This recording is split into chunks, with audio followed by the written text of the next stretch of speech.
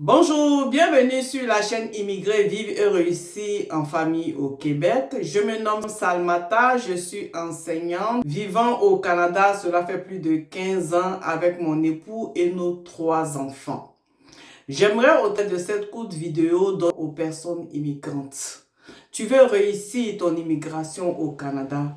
Voici 4 petits conseils que je te donne. Suis ces conseils et tu vas réussir par la grâce de Dieu. 1. C'est de rester focus sur ton objectif. Pourquoi tu as immigré au Canada? Pourquoi vous avez décidé en tant que famille de venir au Canada? Restez focus sur votre objectif.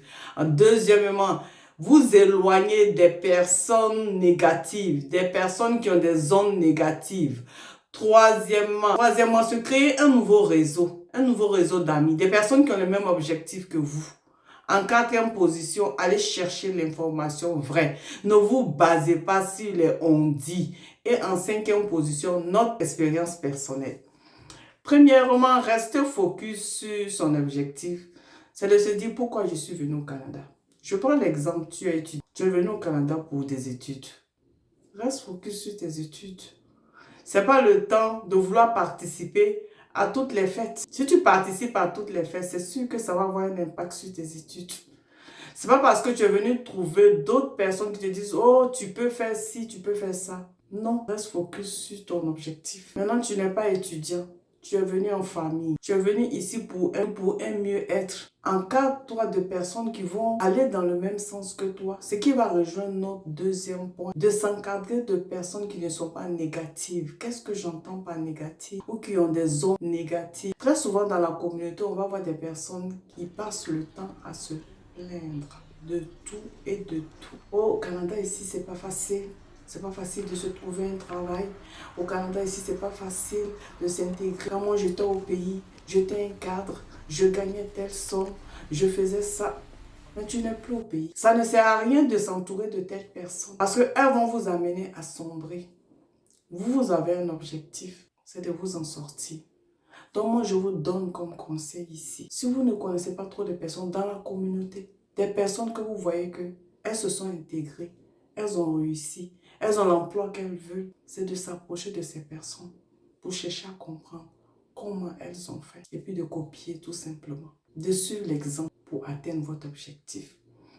En 3e point, je dirais, vous vous entourez de personnes qui ont des expériences positives. Comme je le disais déjà tantôt, des personnes qui ont réussi, des personnes qui se... Ça fait notre 3e point de s'entourer des personnes qui ont réussi, des personnes qui se sont intégrées, qui ont le même objectif surtout que vous, comme on l'a dit dans le 3e point, qui ont le même objectif. Vous voyez, vous êtes venus en tant que famille. Je prends un exemple, comme dans l'éducation. Vous étiez enseignant au pays. Maintenant, arrivé au Canada ici, tu veux enseigner. Si tu veux enseigner, tu regardes un enseignant, tu vois qu'il s'est intégré, il enseigne. Mais tu t'approches, tu cherches à savoir. On n'est pas timide ici, on pose des questions. Là, je cherche à savoir, je veux enseigner, j'étais prof de mathématiques. Je donne un exemple au secondaire. Quelles sont les démarches que je dois faire pour être capable d'enseigner? Ne restez pas dans votre coin. N'écoutez pas des personnes qui vont vous dire, oh, ici c'est compliqué. C'est qui rejoint notre 4e point qui est aller chercher l'information. Laissez tomber les on-dit. On dit que c'est pas facile, tu enseignes au pays. Une fois arrivé ici, tu ne peux pas enseigner, c'est possible. C'est juste qu'il y a de la documentation. Il y a de l'information à savoir. Donc, on ne se base pas sur le on-dit. On va chercher l'information vraie. Maintenant, pour la fin, pour notre expérience personnelle. Comme je l'avais dit dans la vidéo précédente, moi, mon mari était enseignant quand il était au pays. Une fois arrivé ici, c'était difficile au départ. Donc, il était obligé de faire des petits boulots. Mais très rapidement, il est rentré en contact avec des Ivoiriens ici qui enseignent, qui lui ont donné la marche à suivre, les documents à aller chercher, le crédit qu'il devait aller chercher à l'université pour être capable d'enseigner. Il n'a fait que suivre. Comme je dis, copier. Il n'a fait que suivre. Aujourd'hui, il enseigne. Moi, à la différence de mon mari, moi j'ai fait le baccalauréat ici. Oui, j'entends certaines personnes dire que c'est dur, c'est difficile. Mais moi, je suis retournée carrément à l'école. J'ai fait un baccalauréat et je n'ai pas 20 ans. Mais je n'ai pas regardé mon âge parce que j'avais un objectif.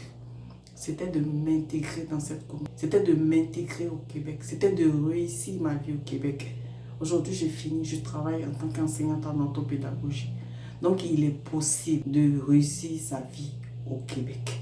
Il est possible. Ne vous laissez pas décourager par les hontis. C'est possible de réussir sa vie au Québec. C'est juste d'avoir l'information vraie et juste. Donc, je récapitule. 1. On reste focus sur son objectif. 2. On s'éloigne des personnes négatives. 3. On se forme un nouveau réseau de personnes avec le même objectif que nous. 4. On va chercher l'information vraie. Si vous avez aimé ce contenu, n'oubliez pas de liker, de vous abonner, de partager et de nous laisser des commentaires. Il nous fera plaisir de répondre à vos commentaires. Merci.